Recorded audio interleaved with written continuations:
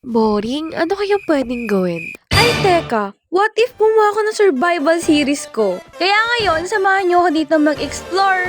Sumaya Ano ba yan? at umiyak. Talaga? Kaya wag na natin itong patagalin at mag-start na tayo. So, at syempre, first step na ginawa ko pagka-spawn ko is kumuha na agad ako ng puno dito. At sunod ay kumuha ako ng mga bato.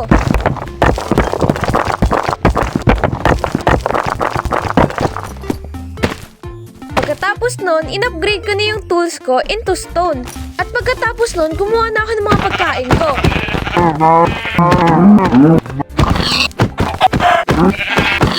After ko nga pala kumuha ng mga pagkain is napadpad ako dito, which is magandang magtayo ng base. Sinimulan ko na nga palang alisin yung mga damo dito para maayos naman siyang tignan. Pagkatapos nun, nilagay ko na yung pangmalakasan kong crafting table at yung mga iba ko pang gamit. Sa di kalayuan, may nakita ko ditong cave. Gusto ko lang sana mag-explore pero napag-decide ko na pumasok na lang dito kasi mukha naman siyang malaki. Kahit ano na lang talaga makita ko dito is kukunin ko na talaga yan kasi kailangan ko naman talaga lahat.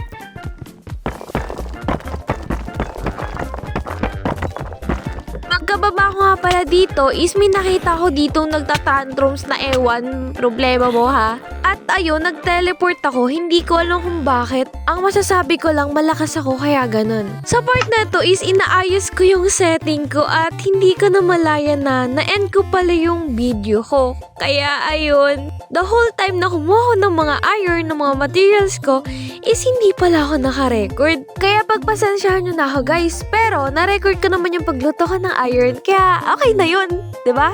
Huwag na kayo maarte please. Dito is nintay ko na lang maluto yung mga iron na kinuha ko galing sa cave at ginawa ko itong armor at yung remaining is ginawa ko na lang siyang iron sword. At pagkatapos nun, pinlex ko na sa inyo. Syempre, papakita ko sa inyo yung paglagay ko dyan. O, diba? Napakaangas, boy.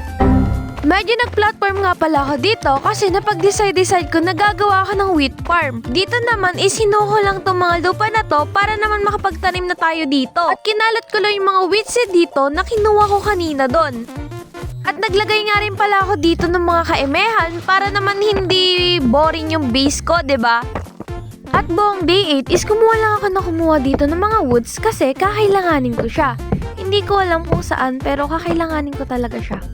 Ewan, di ko na rin alam mga pinagsasabi ko at this point. Inabot na nga pala ako ng gabi dito at madami ako na-encounter ng mga mobs.